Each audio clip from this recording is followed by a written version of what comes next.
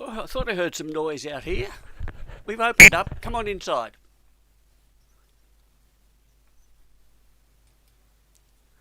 Well, welcome to the library. There's been quite a few changes since we were last here. As a matter of fact, I barely recognised the place when I came in. I was sure I'd come to the wrong spot, but then again, there are some things which are terribly familiar.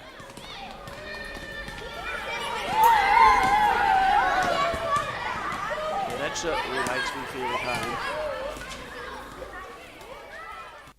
Well, in fact, of course, it isn't our library. We've had to borrow this one for the meeting today because we can't use Strathpine Library. I don't think this one is in Victoria, but don't breathe too deeply just in case. Mind you, once we get rolling and get the screen down, it'll look just like home. Just going to spend a moment or two running through what we plan to do today so you know when it's appropriate to take a toilet break or to dash out to the kitchen.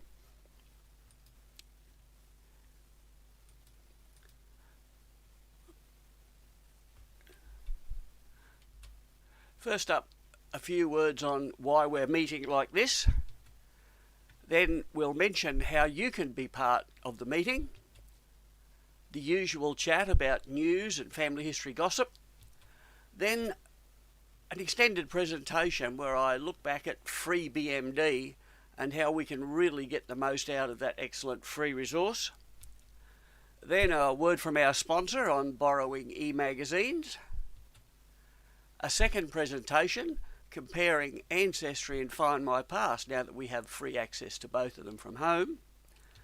And finally, a wrap-up. And at some point in there, I'm going to try to grab a coffee. I hope you've made suitable arrangements as well. Well, why are we meeting like this? I'm not really in a dark place, but we do know that the problem is coronavirus. And with the best will in the world, it looks as though we're not going to be able to have an ordinary meeting for quite a few weeks yet. And I was concerned that we were drifting along. It's been a long time since we've been together. And while some of us have been busy working on personal projects, I know some others have been suffering a little ennui. Lovely word, ennui. Means, no dear, I can't come and work in the garden. I don't feel up to it. But I decided that we really needed to get back together and that the best way to do it would be to have a simulated meeting, which is where we are right now. The disadvantage of this type of meeting, of course, is that I control everything that you see and hear. Pretty much like a normal meeting, actually. But we are trying to give you the opportunity to contribute. And so, if we have a look right here, here's a space where you could contribute. Now, I don't want you writing on the screen. That won't work. But there are a couple of possibilities. If you are a Twitter user, if you have a Twitter account, and you send a message this morning and attach the hashtag FamilyStrathpine to it, I have my account set up to search. And any message that pops up like that will turn up in my search. And I can react to anything that you're telling me. The second thing is that if you look, that ruined the surprise, didn't it? If you look up there to the top right corner, there's a thing called a chat box. Hang on, I'll just get it for you. If we can just pull it in. There it is. No, it's not. There it is. Oh my goodness. There you go. All those people are taking part, and I can tell who's there. Welcome all of you. That is quite a surprise. So, we'll come back to that and see what people are saying and find out what everybody's talking about.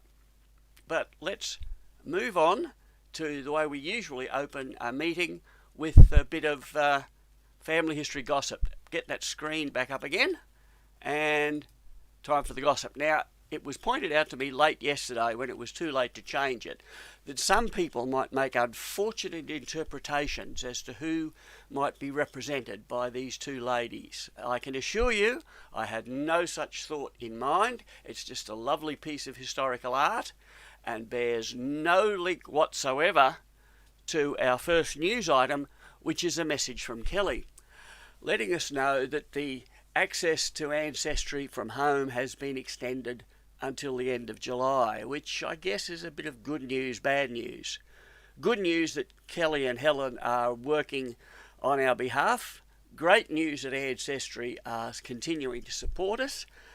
Bad news because it indicates that we're going to be as we are now for quite a few weeks to come. So we'll see what happens there. Interestingly, of course, we should all be familiar by now with how to access Ancestry Library Edition or Find My Past from home from the library webpage. But if you haven't done that yet, we'll return to that a little later in the meeting to remind you. I was intrigued to receive an email this week from MyHeritage, sort of the little brother to Ancestry and Find My Past, fighting desperately to build their own market share. And they are offering a new feature called Enhance Your Photos. Some of you will remember a couple of months back now, they had Colorize Your Photos, which was available free for a while and then was restricted to people who had paid accounts. Looks like the same deal is applying with Enhance Your Photos. For the moment, with a free account, no credit card required, you can go in and try this out. And since free is my favourite sale price, I grabbed this image which I have and uploaded it. Now, she's not a member of my family. It is in fact Georgina Marquel, who was the wife of the Mayor of Brisbane in the 1880s. But I thought it would be a really challenging photo because it's so heavily speckled. I dragged and dropped it onto my account, and MyHeritage gave me back that, which I thought was pretty darn impressive. Just in case I hadn't realised how impressive it was, MyHeritage said, would you like to download a comparison to show you how clever we are?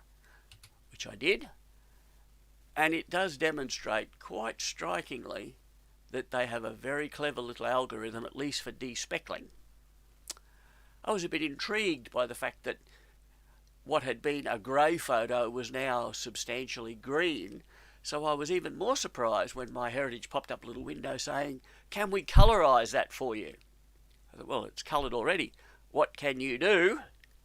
Well, that was what they did. Which again, I think is pretty nice. I had always imagined Georgina in blue, but red is nice as well. And it possibly picks up the highlights in her hair.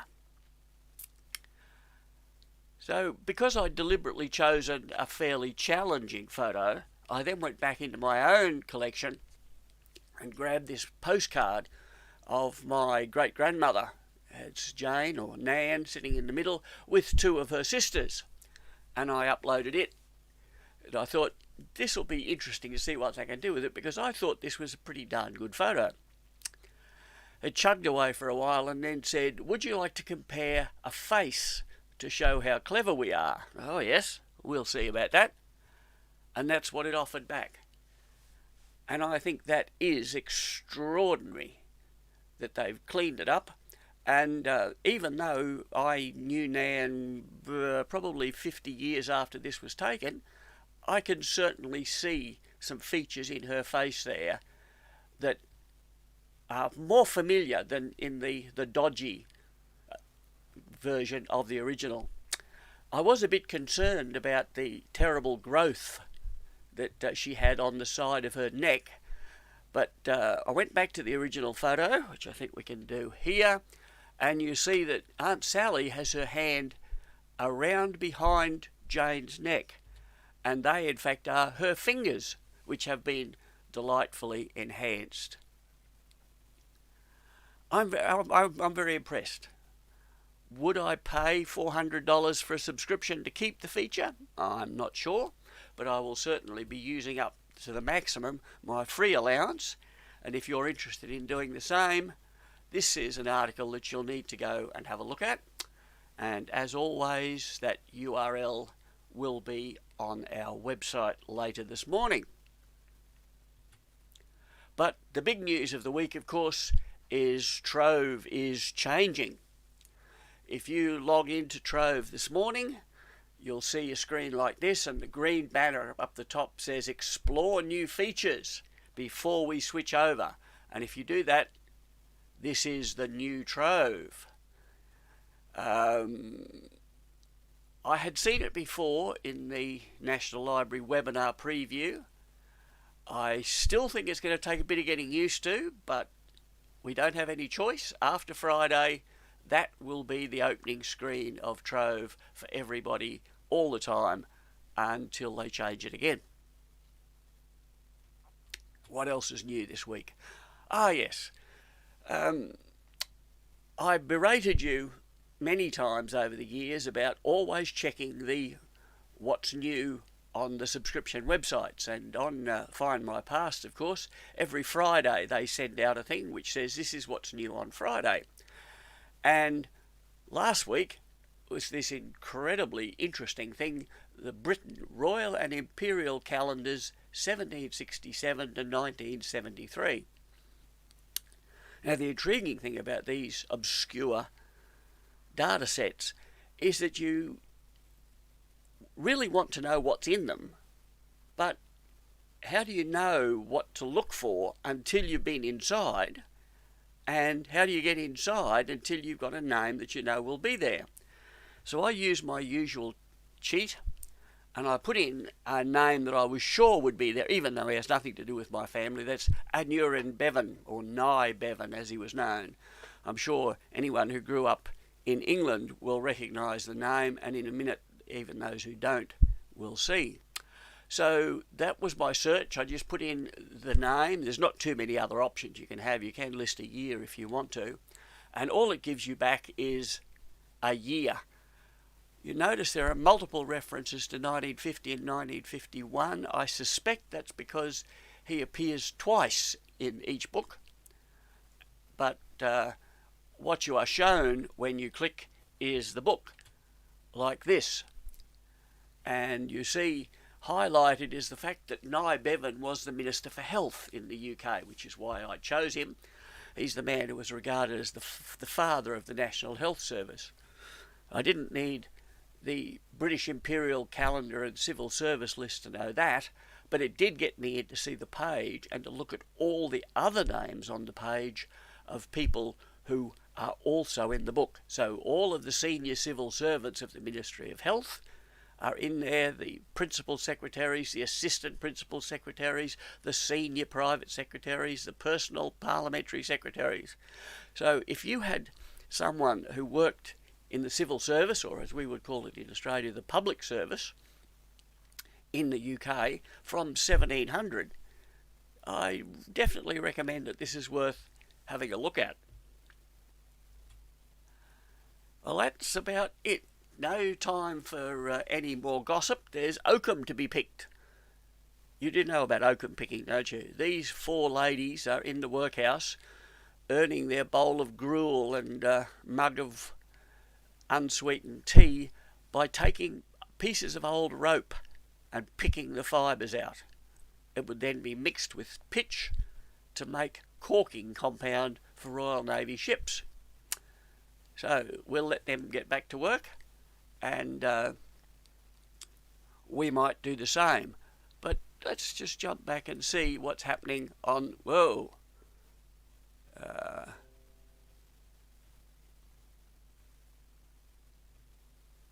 My goodness. I've just had a message pop up on my screen. Some of you remember that on Sunday I used Jill Ball's Twitter account, Jill Ball's YouTube account as an illustration of how things might work. And I'm just so proud to say that Jill has just tweeted on Family Strathpine. How about that? What have we got here? Paul says, I could have used tuppen for the imperial calendar. Oh, yes, I certainly could.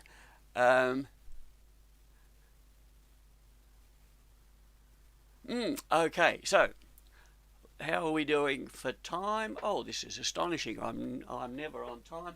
And you'll be delighted, well, I'm delighted, I hope you are, that we have 20 people in the meeting this morning.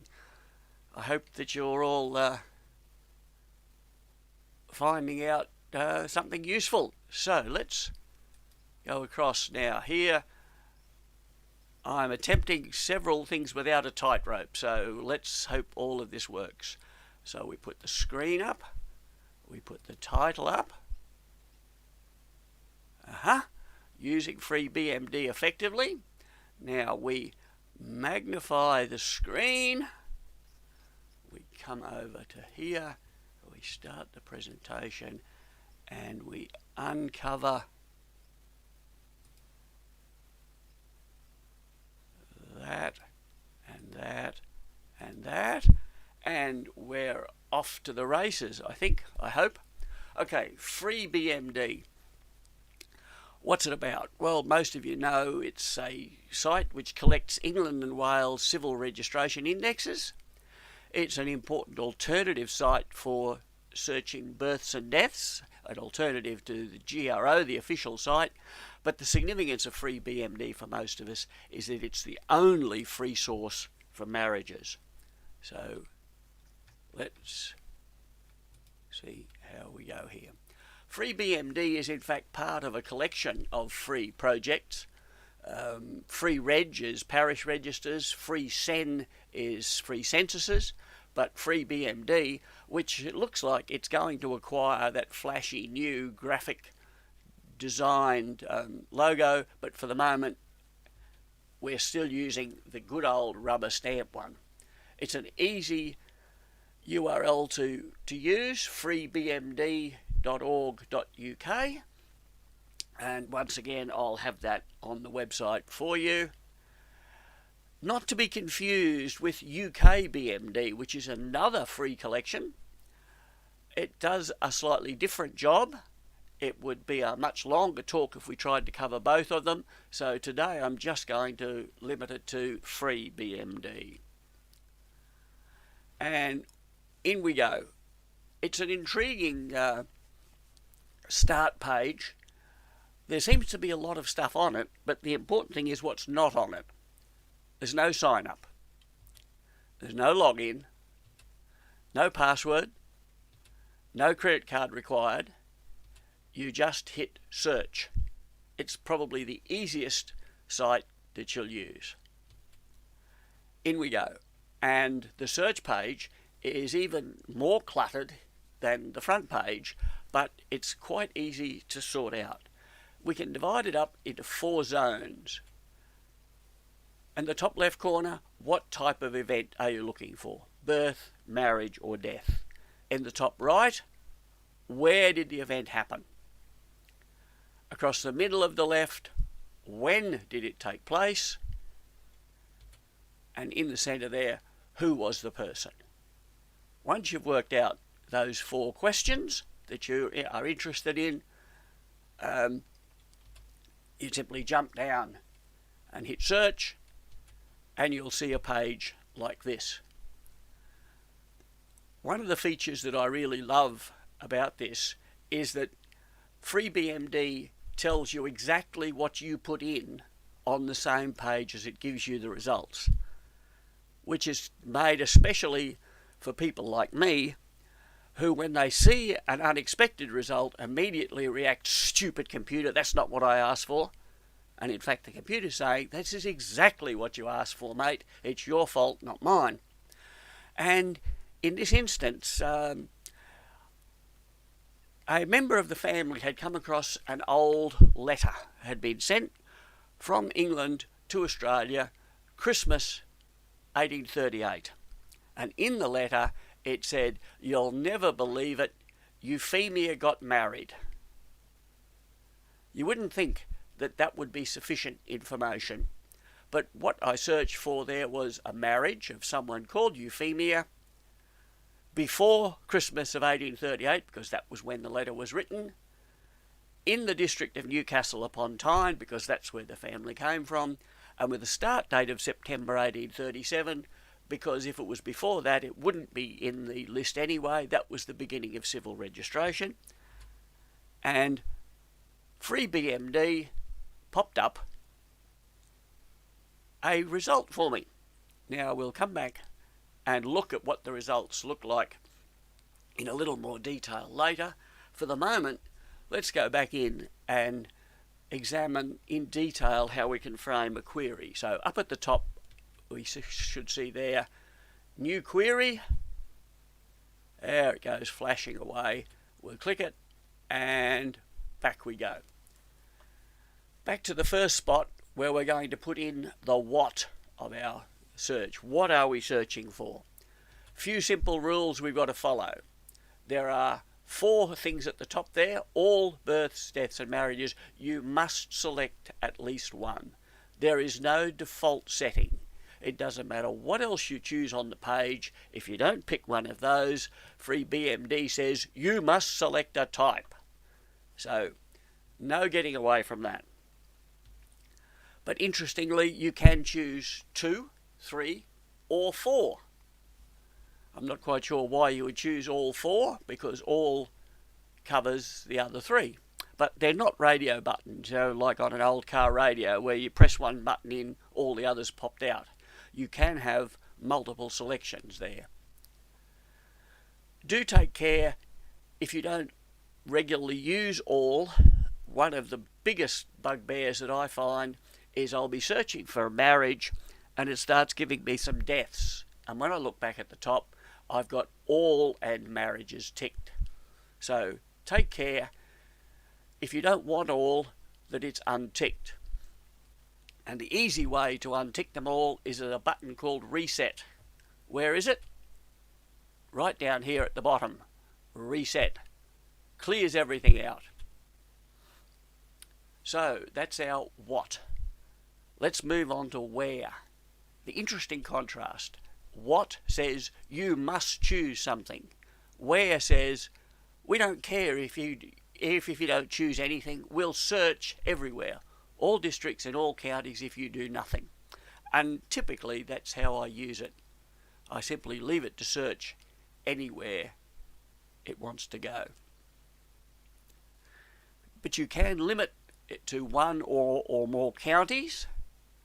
If you want more than one, you hold down Control and click multiple times, and you can do the same for districts. And here you see I've chosen 2 districts. The red text appears saying multiple districts selected, and the ones that I've chosen are highlighted. Just be careful and don't go crazy choosing districts and counties, because you can get a conflict. If I had chosen Aberystwyth there and I went down and clicked on Bedfordshire, I would get no results, because I'd be saying I want marriages that occurred in the district of Aberystwyth and the county of Bedfordshire, and Aberystwyth ain't in the county of Bedfordshire. So think carefully about doing that, but it can be very powerful, and we'll demonstrate how a little later. So we've specified the what and the where. Let's come back to the when. This one is pretty easy to get into strife with. The first thing is that it uses quarters of the year, ending in March, June, September and December.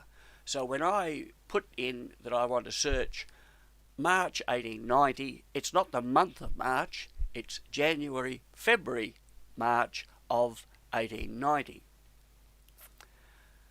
It always searches between the choices you've made, so don't leave blanks. For example, I might be interested in searching March of 1887.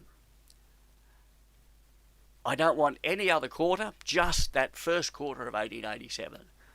And I hit find, and after an extended period of time, FreeBMD comes back and says, I'm sorry, your search is taking too long. Well, how can it possibly take too long? Because FreeBMD has said he's left it blank. He must mean from March of 1887 until today, which is not what I wanted. If you do want a particular quarter, put the same date in both sides and it will search between them. Remember, of course, there's no point searching before September quarter of 1837 because civil registration didn't start until the 1st of July 1837, so that September quarter, July, August, September 1837 was the first time you could search.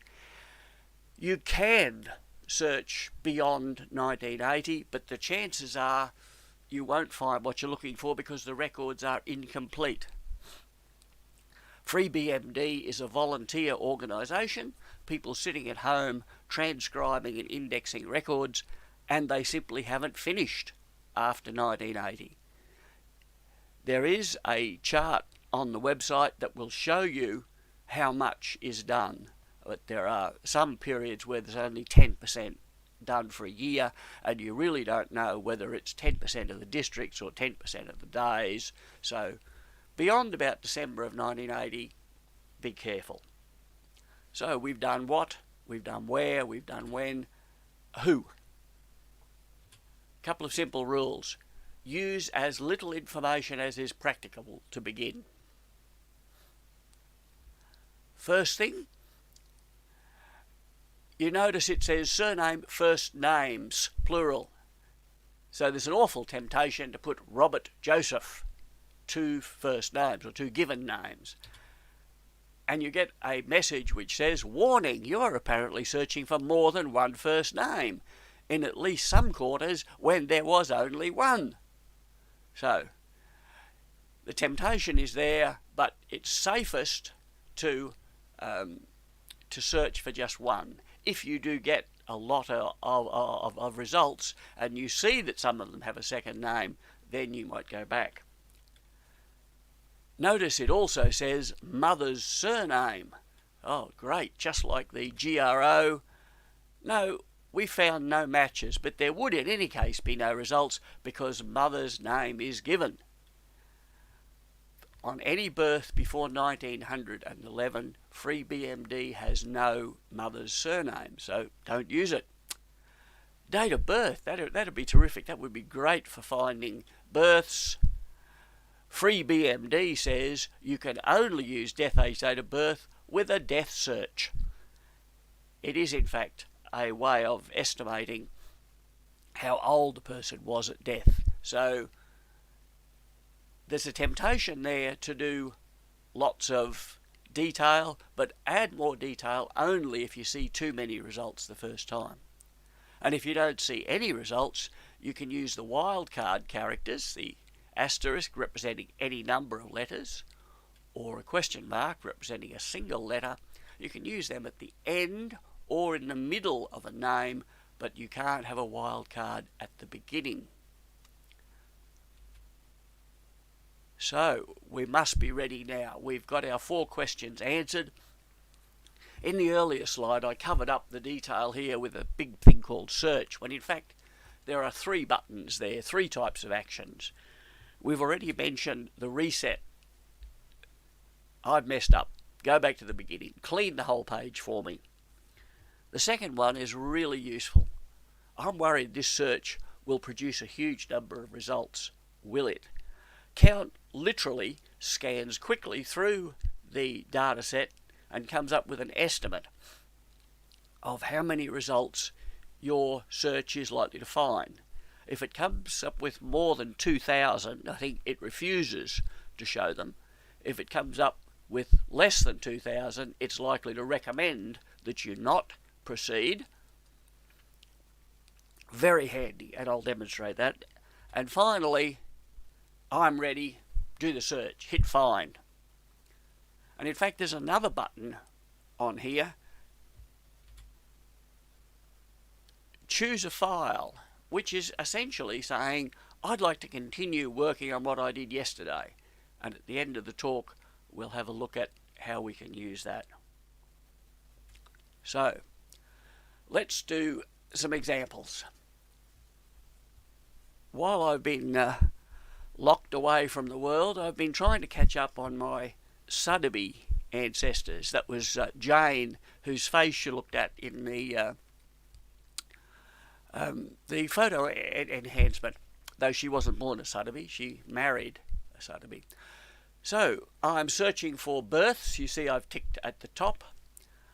I've chosen a county, the East Riding of Yorkshire, because everything that I know about the Sodomies, they're Yorkshiremen, in particular from the East Riding. So I've limited it to that. Notice in the top right, the districts have changed now. Not all the districts are shown, only those in the East Riding. So that in this case, by choosing the county first, I'm prevented from making a horrible mistake. I've specified March quarter of 1840 to December quarter of 1850 as my search period.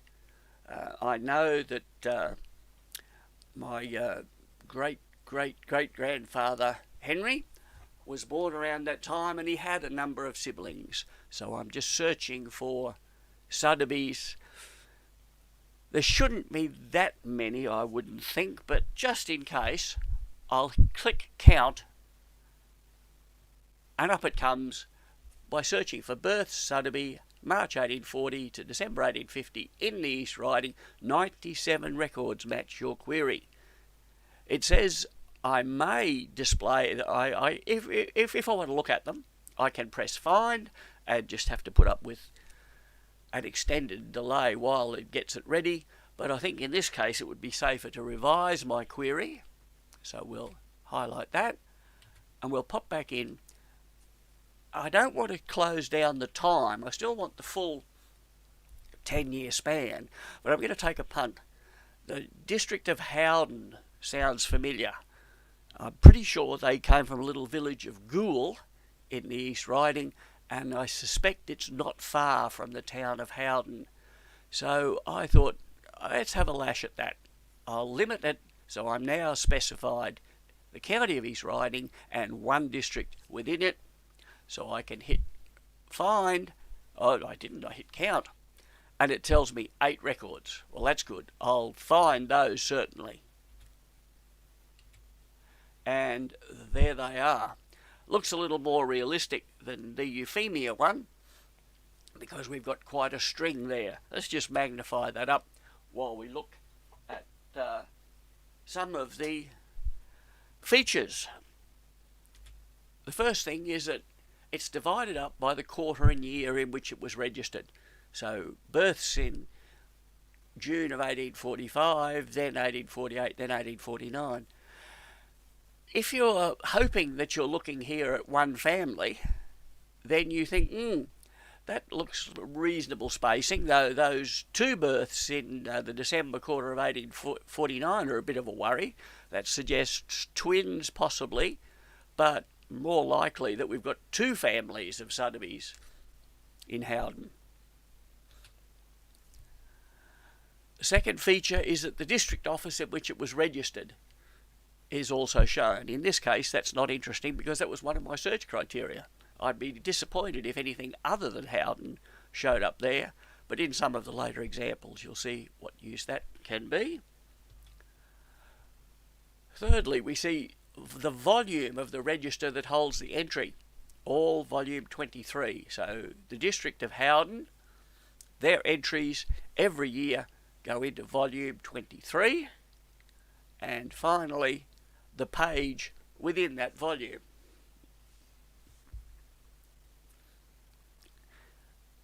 Interestingly, it looks like they were writing on page 69 of volume 23 in June of 1848.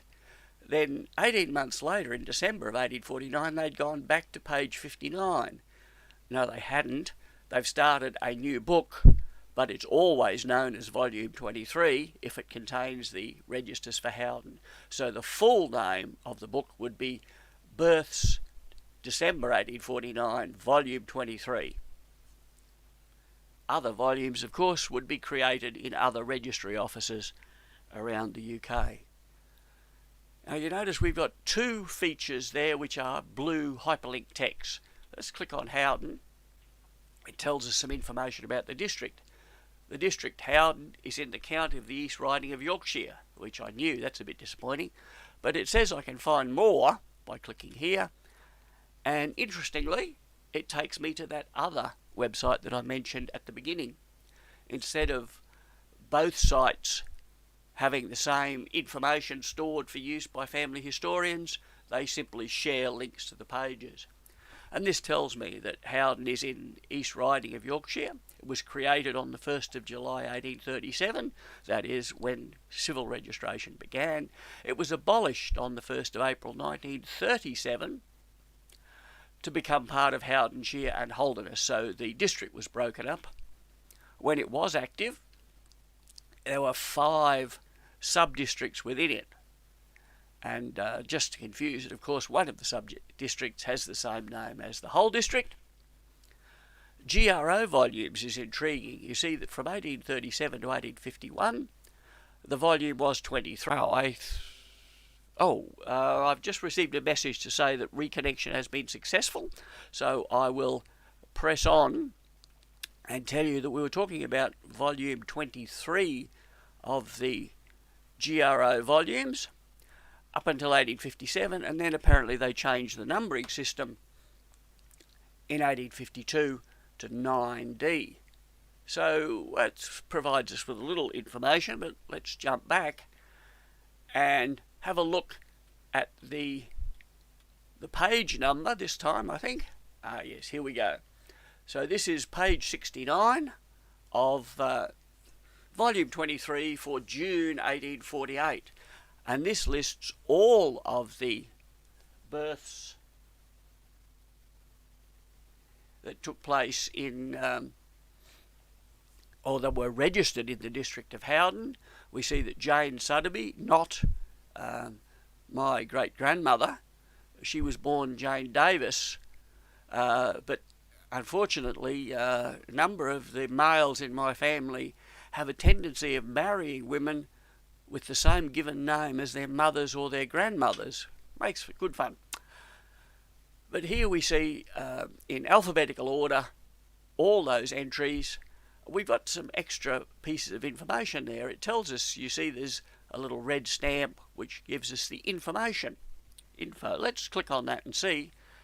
And this lets us know that the entry for Jane Sodomy was viewed by 2 transcribers, JRT and Moonraker, and if I click on JRT's name, it tells me that her real name is Janet Taylor, and she has transcribed 1,558,752 records for free BMD. Thank you, Janet. Moonraker chose to be anonymous, so we can't find anything out about her, but a little further down the page you see there's a pair of spectacles. It says scan available. And if we click there, we can see the page which Janet Taylor worked off. Let's blow it up. Now this is not the register itself.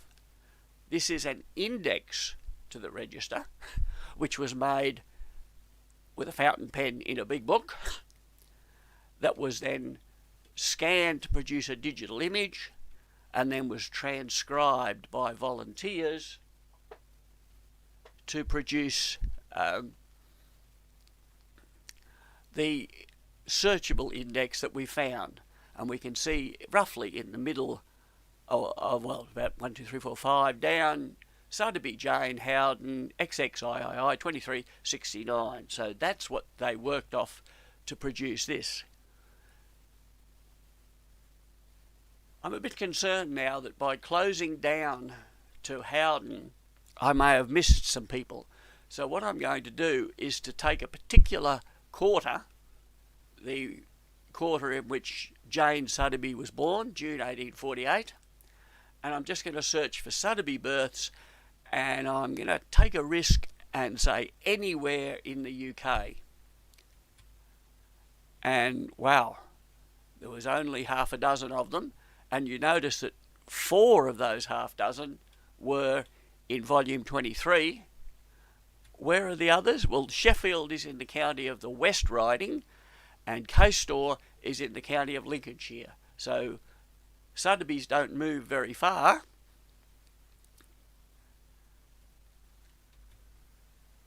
And we notice a question mark against that bottom one, Thomas Sodomy. Up at the top it tells us there's a comment on this record. So let's go in and have a look at that.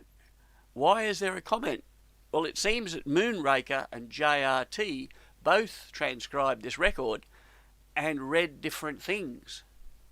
Moonraker said the entry is on page 340. JRT said page 80. Consequently, it was handed over to the free BMDCC, the corrections coordinator.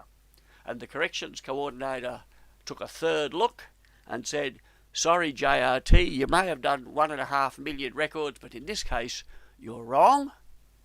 The correct entry is page 340.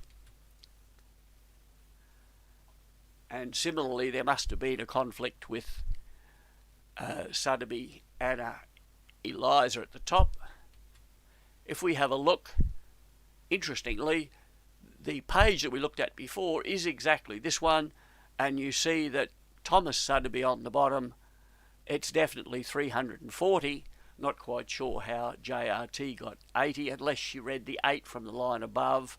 But anyway, the system is self-correcting. And so any time you get a red question mark, you can go in and confirm that the correct result has been produced. Now, I'm sort of feeling guilty that I didn't grab all 97 records when it was offered. It's not that big, and so I've run that search again, and I'm going to click find, and it produces quite a long list there, and unfortunately I don't have time to process all of them today. So if we look up at the top and we magnify it slightly there are two buttons which are rather important. One is called Save Search and the other one is Download. I clicked both of them and then went into my file list to find out what I had. So that one, Saved Search 2020-06-06-1047.ss, that must be the saved search. I wonder what it looks like if I open it. Well, it looks like a load of computer gibberish when I open it.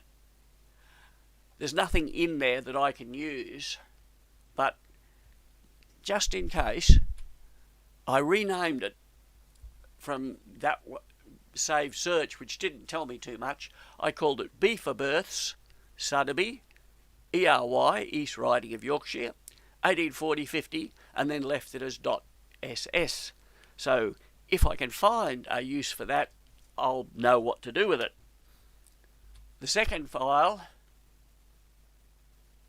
in fact what I did was went straight in there, back to my search, and down the bottom we see Save Search File Name, Choose a File.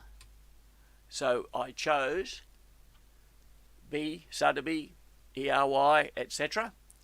and clicked View Saved, and it pulled it up again for me. FreeBMD had saved all my results. So all the time that I've been spending copying and pasting off the screen to produce that list, all I need to do is save the search. Or click Save Search, it drops a small file down, I rename it to something sensible, and we're in business. What's fascinating is that there's a button there called Find Additional, which is no use to me searching in the 1840s and 1850s, but if I had been searching in the 1980s and hadn't found anything, I can save my search, come back 6 months later, and instead of View Saved, click Find Additional. FreeBMD will go away and check, has anything been added to the database since this search was saved that is relevant. So it's a really quick way of keeping track of any changes that might have been made to the database. So let's go back to where I thought I was going before. The second file there, it's a bit bigger, called search text. Open it up, and this is all the information that I would normally see on the screen, sorted nicely. The bugbear, of course, of the on-screen is that births March 1840 quarter is always mixed up with the others. In this version, it's shifted over into a separate column. And with not too much effort, I can turn it into something very nice like this in a spreadsheet and do all sorts of magical things with it. Now, I would love to get in and talk to you all about things that we spreadsheet nerds like to do, but we'll leave that and ask Paul to do it at a later meeting, because right back at the start I said this was important for dealing with marriages, and apart from mentioning euphemia, I haven't talked about marriages at all, so let's go back in and have a little look at that. Unfortunately, when I searched for euphemia, I didn't do a saved search, so I'm going to have to reconstruct this. So let's see. It was a marriage, that's at the top. I know it was in Newcastle upon Tyne, so I can select that. I'm pretty sure it was in December of 1837. I don't want to go outside the quarter, so I'll change those two. And her name was Euphemia Archibald. Yeah, that's it. Here we go. Sorry, we found no matches. Because I didn't follow my own rules, use as little information as is necessary. We found Euphemia without putting in a surname last time. Why take the risk of adding it in? So let's go back. Stick to Newcastle upon Tyne. Just Euphemia. Just in case I'm wrong about the date, but I don't think I am, I'll open it out for 6 months, 2 quarters of 1837, and, that's it. She wasn't Euphemia Archibald at all, she was Euphemia Archbold. So, unless you're absolutely certain, don't put the information in. So, this is the information that we had before, and the good stuff when we were looking at births was when we looked at the page number. So page 342, there we go. There are the marriages registered in the district of Newcastle upon Tyne in the December quarter of 1837. Euphemia Archbold at the top, but who did she get married to? Which one? Well, the answer is we don't know, and Free BMD cannot tell you. All that we know is that 8 people were married in that district in that time, and they are listed in alphabetical order, not as couples. But we can make some intelligent guesses. 8 people married would, we hope, correspond to 4 couples, and up north in 1837 we're pretty sure they would have been heterosexual couples.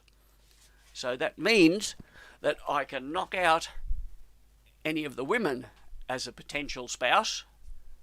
So I now know that Euphemia Archbold became Euphemia Fame, wife of Ralph, or Euphemia Harle, wife of Edward, Euphemia Wild, wife of William, or Euphemia Whitfield, wife of Richard. Now, there are various ways I could work on this. I could start looking at census data and births, but I'm sure that you saw, as I did, here, 2 of them are listed as Newcastle upon Tyne and the others as Newcastle on Tyne. I'll bet that means that she married Ralph Fane. This was written by the same person. They wrote it in the same distinctive way, and we could go in and have a look with that little glasses icon, compare the handwriting. Yeah, this is absolutely, it's not handwritten. It's typewritten, so we can't compare the handwriting.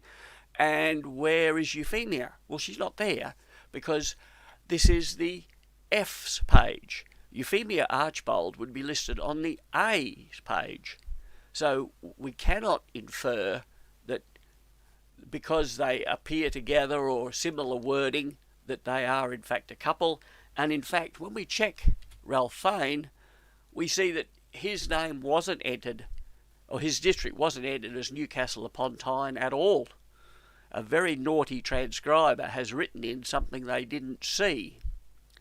So we don't want to start jumping to wild conclusions because they are not valid. On the other hand, we can do some things here. And here I'm making a search for a marriage. The groom is Robert Sodomy. I'm pretty sure it's going to have happened in Houghton, but I'm leaving that open. And I'm searching for the March quarter of 1848 to the March quarter of 1851, and I'm asking for a spouse's first name, Elizabeth. It tells me that Robert Sodomy did indeed get married in Houghton in March of 1851, and on page 102 of the book we'll find all the others who got married, and there was Elizabeth Smith. Does this mean that Robert Sodomy married Elizabeth Smith? He might have, but Free BMD is not saying that. All that this search is telling me is that Robert Sodomy's marriage was recorded on the same page of the register as a woman called Elizabeth. Robert could have married Margaret Good or Mary Ann Fell. Now, in this case, the reason that I searched for spouse's name as Elizabeth is that I was looking at the census, and there was a brand new Mrs. Sodomy appeared, and I thought, no, I got a fair bet that she's Robert's new wife, and she appears on the census as Elizabeth Sodomy. So this is supporting my view that Robert has married someone called Elizabeth, and if he did, it will be Elizabeth Smith, but I'll need a lot more evidence before I can be too confident. So let's recap. Free BMD, vital records. England and Wales. You can't do Scotland and Ireland. You've got to pay for those. It's civil registration, so after July 1, 1837 only. Before July of 1837, you will need to look at parish registers. You must select an event type. There is no default setting. You must choose at least one of births, marriages and deaths. You can use multi-selections, including all, and you can ignore registration location. You don't have to choose a location. It will default to all. Some other restrictions. Births after 1911 can include the mother's surname. If you use a mother's name before 1911, it breaks the search. You get nothing. Date of birth is only useful in searching for deaths because it's a substitute for age at death, which does appear in some death registrations. If you're going to search for districts and counties, select the county first, and then your second choice will be districts within that county. You can include the spouse's name in a marriage search, but it is not proof that they were married to each other. And of course, all the things which we've played with on Free BMD, we can also explore on the Passport Office, GRO, and at a later date perhaps we'll look at how it relates to UK BMD and to the other things in the free genealogy suite. So,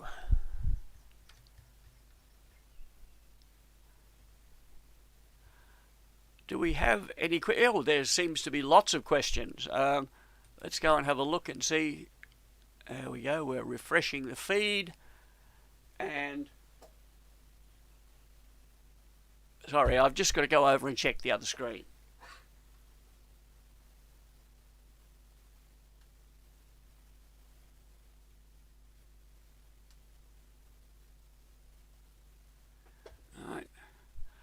Um, well, my voice is just about giving out, so I think it's time for a commercial. Have you been missing your favourite family history reading lately? Is your usual supplier been hard to contact? Fortunately, there is an alternative. Simply navigate to the library website, find this link, e-magazines and newspapers, and click. When the page opens, it automatically scrolls down to this product, RB Digital. Click on it. It may take a moment to load, but when it does, you'll see a collection of audio books at the top, which would be fascinating to explore, but that's not what we're here for today. So scroll down to the bottom of the page, the magazines. Select the Explore button. There's an awful lot of magazines here, so we'll use the filter tool and select genre and history. And here are our 6 favourite family history magazines available to borrow free. I'm a fan of Traces. Some of you will remember it used to be called Inside History. Let's click on the cover. The next screen tells me which edition it is and a brief summary. That's the one I want, so I'll click Check Out. It reminds me that digital or e-magazines use a second sign-in. If you don't have one already, you can easily register using the name of our library, Moreton Bay Region, and your library card number. Then, when you sign in and hit click out, you'll instantly receive the magazine ready to read. How? Where? Well, let's have a look at my tablet. Here in the RB Digital app, which I've installed, the library has already sent me the copy. Here it is, along with all the others that I've borrowed. Click on the cover. It describes a little bit about it. The big green button says read, so click on it. And there is the full text of the magazine in glorious colour with pictures, ready for me to jump in a nice hot bath and make the most of my favourite family history reading in comfort. We should just run back through the process of getting to the correct page of the library website, but I know you weren't really paying attention. So instead, I've made a link on our website page under More Links Magazines. You see the line there, e-magazines from Moreton Bay Library Collection. Click on it and you'll be taken straight there.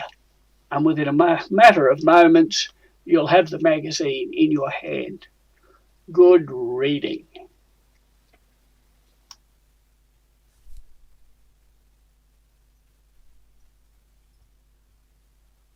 Well, that's an important message there about getting in and borrowing those magazines digitally. Now, I notice that I'm at risk of running a little over time, as always, but given that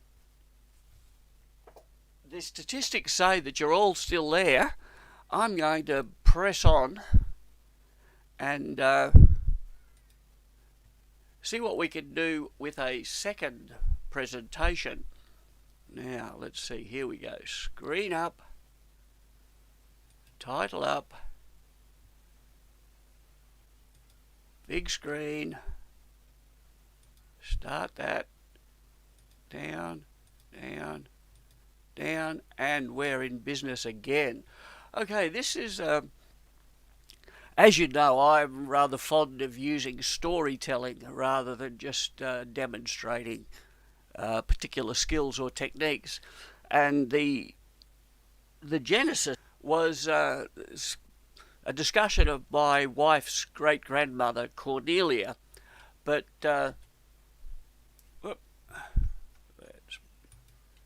that's better. And, a good excuse to compare Ancestry and find my past. So let's make a start. Cornelia I'm sure you're all familiar with her family because her father, Aurelius Medwell, is my very favourite ancestor for searching because he's got such a wonderfully distinctive name. We see there a little extract from the tree, my lovely wife at the bottom, up to Aurelius and Cornelia Wilkins nee Medwell. Was having a conversation with some members of my in-laws or family, and they said, oh, it's incredibly messy, we can't find anything about her. I said, well, don't be ridiculous, it's straightforward. She came to Queensland, we know she died in Queensland. Rather alarming spelling of Aurelius there, Rawlins Medwell, but we know lots about her, we should be able to find it. And the comment they came back with was, oh yes, that's okay in Queensland, but when we go back to Northamptonshire in the 19th century, it is just a mess. So many records for every event, and they're all conflicting. I thought, well, no, we can sort this out. And we'll take the opportunity to compare, Find My Past and Ancestry, to see, does one make it easier or more difficult than the other? So, and of course, I can do this because they're both available free for use at home through the library website. So, let's go in and begin with Find My Past. Clearly, I need to go to History and Heritage page, click on Find My Past, and it says sign into your library account first. So up I go, sign in. It tells me the details I need to enter. Click on Access Find My Past, and we're in. Now, because I was going to try to compare the two sorts of software, I decided to really make just a minimalist search. So, Cornelia Medwell, Northamptonshire. It's a big mess, I'm told. Well, that actually looks pretty good. 58 results. 16 of them births, marriages, deaths and parish records, and 42 of them census. For the purposes of the exercise, let's limit ourselves to births, marriages and deaths. So click on that, and it shows me that I've got 3 civil births, 3 civil deaths and burials, 1 civil marriage, 4 parish baptisms, 5 parish burials. Looking good so far. Let's begin by looking at those civil records, the sorts of things we could get from GRO or BMD. So by clicking all of those, in we go, and here we have our 7 records. They're sorted by the record set, so we've got 3 births at the top, 1850, 1851 and 1874. 2 deaths, 1850 and 1925, a second 1925, oh that's to do with a will, so that's concerned with a death, and then a marriage at the bottom in 1899. Probably useful to sort them into date order, so by clicking on the year button at the top, we can sort them out there, and so now we've got in 1850, we've got a death and a birth. Probably would be better to have them around the other way, but that's by the by. Then we've got 2 more births, 51, 74, a marriage in 99, and then the 2 things that relate to the deaths in 1925. Just for convenience sake, I decided to make up some little icons and sort them out. And added, of course, we had that 3rd death, the Queensland one, which doesn't appear on Find My Past because it didn't happen in Northamptonshire, but we know that we've got it as well. And if we play with these as a stack of cards, I can sort out, I reckon, it looks as though we have 1 Cornelia Medwell born in 1850 and died in 1850. A 2nd Cornelia born in 1851, and I have inferred she died in 1925. I'll talk about why in a minute.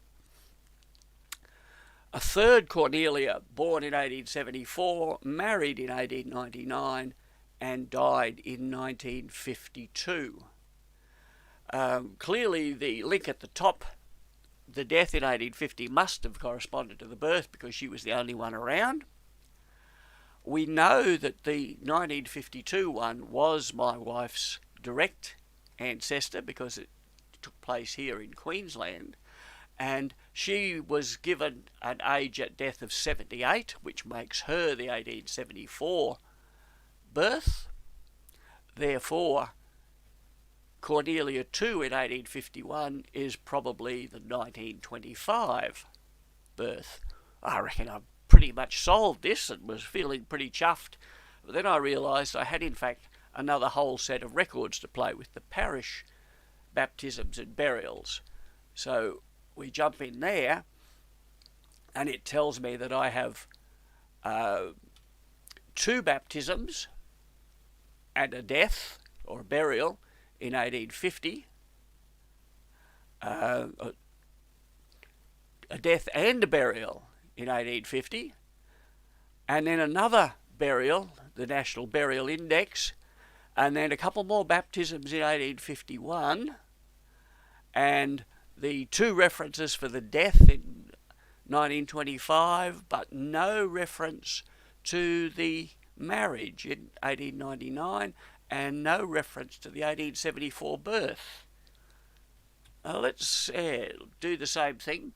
I've marked these with a blue edge to indicate that these are not civil records, they're the church records. I can do a similar sort on them, and it turns out, or at least I think, the 2 baptisms in 1850 are duplicates. Not 2 records, but 2 copies of the same record. The deaths, similarly, there are 3 records, or 3 documents, but they are in fact all relating to the same record, and that duplication has occurred all the way through. And if I put them together, it does seem to suggest that in terms of Find My Past, we've got this relatively straightforward thing. It does appear we've got all of the civil records and the church records line up, as you would hope they would. There are no church records for the later events for Cornelia III. Okay, that's interesting. And there does appear to be some duplication. Now, at this point, I would need to be conscious of the fact that all I'm looking at is indexes here. I should now go back and look at the original records, or at least to a scan of them. And ordinarily I would do that. But in order to complete our comparison, I'm going to pause at that point, jump back across to Ancestry, sign in to Ancestry, and give it exactly the same search. Cornelia Medwell, Northamptonshire. And you remember, Find My Past returned 58 results. Ancestry, I was much better. It's returned 3,030 results. Not necessarily a good thing, I would think, but it does provide us with some filters over on the left-hand side. So let's go in and let's filter out the 2,360 records which are from North America and probably have nothing whatsoever to do with Northamptonshire. We can knock out the records from 1700 and 1900 and 2000, and let's limit it just to births, marriages and deaths, as we did for Find My Past. So there we've got BMDs in England in the 1800s. Let's go in and look at marriage and divorce. How many have we got there? 3 of them. That's interesting because Find My Past only gave me 1, didn't it? And the reason, of course, is that the 3 marriages are of Cornelia Medwell, Elizabeth Medwell and Annie Madwell, because by default Ancestry uses very fuzzy searching, very broad searches. So what I need to do is to go into the search filters and tighten it up, and the end result is it corresponds exactly. once we've sorted through all of the dross which Ancestry throws up, it gives us exactly the same result as we saw from Find My Past. Let's go back across and look at deaths, burials, cemeteries and obituaries. Only three, 1850, 1850 and 1850. What happened to the 1925 burial? Oh, I specified I didn't want anything in the 1900s, didn't I? I'll need to go back in and play with that, and there's our extra one comes up. So with a little bit of adjusting of the filters, I can get a similar result to Find My Past, but notice there are the two records at the top for the 1850 burial are in fact church records, and the third one is the civil record, whereas Find My Past lets me keep civil and church records in nice separate packets. Ancestry bundles them up together. So, births, baptisms and christenings. We've got quite a lot here, and disturbingly on the bottom of the screen we've got someone called Cornelius Medwell. Is he an unknown brother or a typo? We'll need to sort this out a little bit. So let's focus down. Here we do have the option on the filters on the left. You can see I can turn on civil registration only, and the look changes because at the moment Ancestry is in the middle of moving their records from one template to another. So this is the old style record, and it's at this point that you realise what's missing in the new style. If we come back here, nowhere on that screen can I see a big bold 1874 or 1850 jumping out at me. The old style record, there it is, nice and easy to use, and I can very quickly match up. I have 3 births, civil registration, we see the quarters exactly. Let's go down, and it says that I've got some Church of England baptisms. Once again, old style, very nice here. 1851, 1850. Interestingly, the 1850 is spelled Cornelius, not Cornelia, but we'll worry about that later. Well, we've got civil registration we've looked at. We've got the Northamptonshire Church of England baptisms. What's this top group? England Select Births and Christenings. It's a bit of a mess, in fact. They are in fact church records, and they are all over the shop. We have 2 1851s for Cornelia and 1 1851 for Cornelis, and we have 2 1850s for Cornelia, but I'm reasonably confident that we've got to the same end point with both.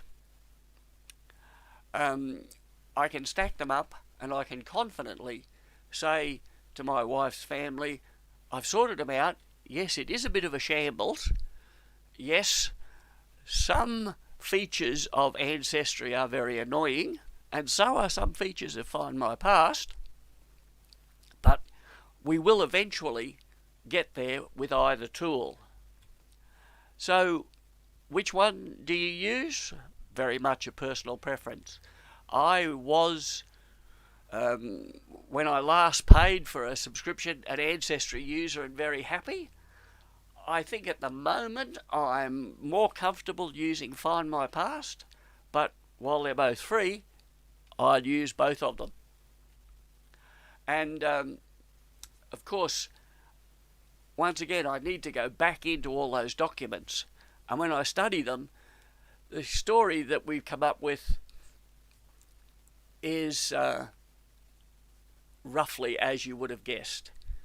The other two Cornelias, born in 1850 and 1851, were in fact the aunt, or aunts, plural, of my wife's great-grandmother. They were the sisters of Aurelius Medwell. All three of them were the children of William and Mary. And it doesn't take a huge amount of time to sort these things out, so long as you work through consistently.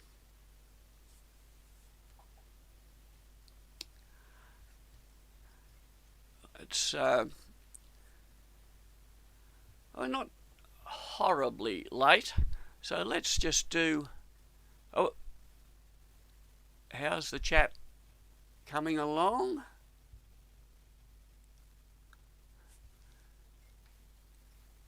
I think some of you were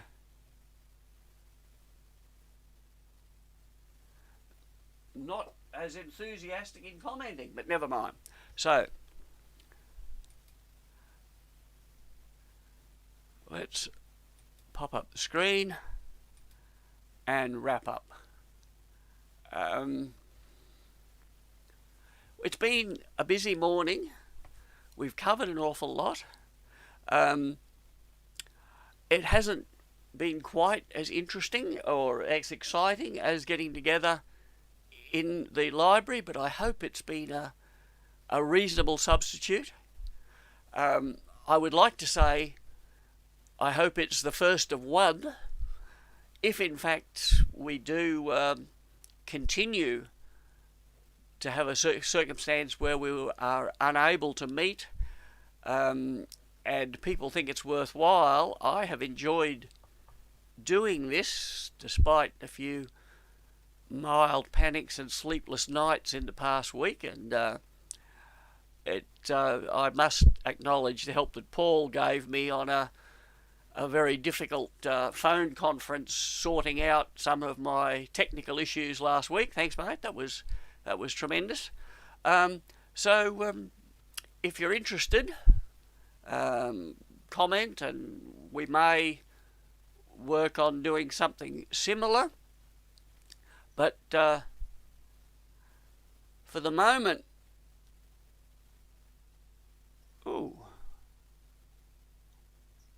where are we? Oh, there we go. Here we go. It's getting close to closing time. Time to do a few more quick ads. Obviously, you all know about the use of our website. Just to remind you of a couple of features. After we finish here today, give me a minute to make another coffee, and I'll go to notes on recent meetings and update the links that you might want to follow. So by mid-afternoon, that should be ready for you. Don't forget, if you want to borrow the e-magazines, go over to More Links Magazines, and that will take you straight there. No need to rush in, because the wonder of digital magazines is that we can all borrow the same magazine at one time. There's no need to wait for the slower ones to bring it back. If you haven't used the website to find out how to jump in and use Ancestry and find my past, under software, you've got some fairly detailed instructions on how to do that. And finally, on our What's New page, I don't know if people are aware of this or how many people are using it, but on our What's New page, we've got a big orange button called Download Tween Meeting News, because I'm aware that some of you are having issues with the formatting of the email news when it comes. I personally have some issues. On occasions, there are odd line breaks in the copy that comes to me. It's not a problem for me because I've already read it before it arrives. But if you're having trouble reading it, go to What's New, click on the big orange button, and you can download a lovely A4 page in PDF. And all the hyperlinks should still work if you read it on screen. haven't worked out a way to make them work if you print it out, unfortunately. And of course, if you want to go to the website and you have forgotten it, familystweebly.com. While we're talking about modern technology, don't forget our email mailing list. If you want to look back and find what was said in a previous mail, you can do that by going to that address there. But more importantly, anyone who receives email from the list can send to the list. So I would encourage you, if you've got an issue, a question, jump onto your email and send something to familyst@lists.slq. I've got a feeling we might be being pushed out the door here.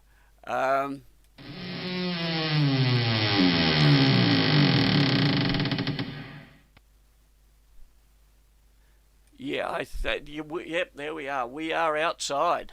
It's over, I'm afraid. I do hope in the near future we'll be back inside for an ordinary meeting. Until then, we'll have to make do with this.